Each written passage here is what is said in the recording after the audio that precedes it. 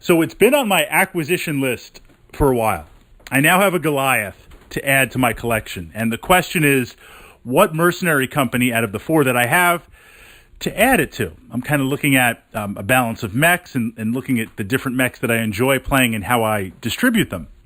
So my question here, as I'm modeling and thinking about how to paint this guy, the transition from narrative to actual gameplay. And this is something that I'm a little bit unsure about, so I'm going to tap in to those of you who are plugged into the Battletech community here on YouTube, and I'm going to put the link underneath this video. That'll take you to my blog, and we'll kind of look at the discussion there.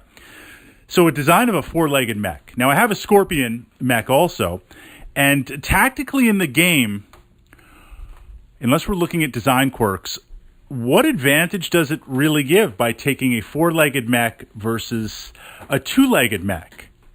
That's what I'm looking at. In-game, what advantage would the Scorpion or the Goliath have?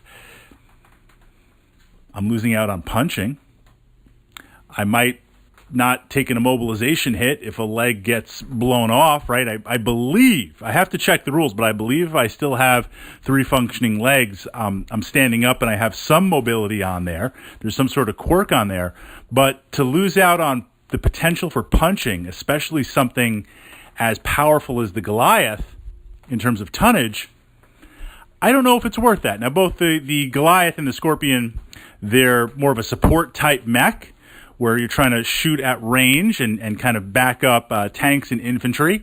But one never knows. And certainly, like we looked at the Cyclops podcast from last week, if you have the tonnage as a heavy, but definitely as an assault mech, it might not be your primary strategy, but there is something about swinging away and utilizing on that.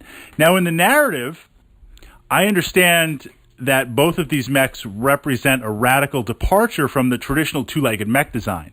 And I understand in the narrative, if you read the technical manuals, they have a lot more stability as a firing platform, so they're able to hit their targets much better. I understand that they have the stability with four legs versus two, so when they receive incoming fire, if we read the technical manuals and some of the narrative books, there are examples of mechs taking tremendous amounts of fire and kind of toppling over.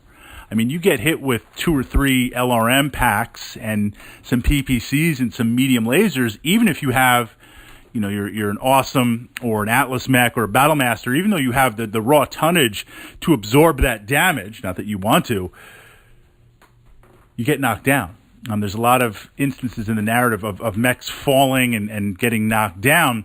So the damage that the Goliath would take in having that four-legged stability, I mean, these things are not AT-ATs, right? They're actually very stable and just don't go down from a little harpoon or taking some hits from some ion cannon. I could see inheriting that mech and benefiting from it. But on the tabletop, I'm not so sure. But again, this is a piece that I was looking to acquire for some time. Once I have kind of the must-have type of mechs and how I want to fill things out. Generally, when I'm building a mech lance, you always start off small, but it's going to grow. And it's going to grow bigger than you think. And that's before we even add in infantry support, which I consider mandatory, in addition to the support of vehicles, total warfare and air support and things like that. But when I build a mech lance, I first build it, and I think we should have a separate podcast for this, because this might be helpful for some of those of you out there coming into this amazing game and being a little bit overwhelmed. I first build on theme. What do I want this lance to be? Leverage massive LRM or, have very fast-moving machines on their mechs and stuff. What is going to be the focus of the lance? And I acquire I'm not saying this is right or wrong, I acquire the primary mechs that I like to play.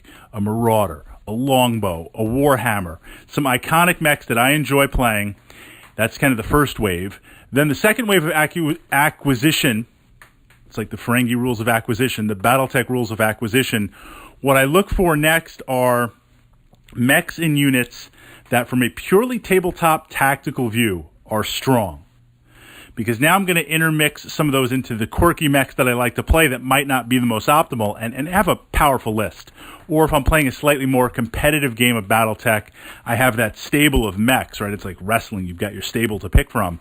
I can pick some slightly better, more competitive machines.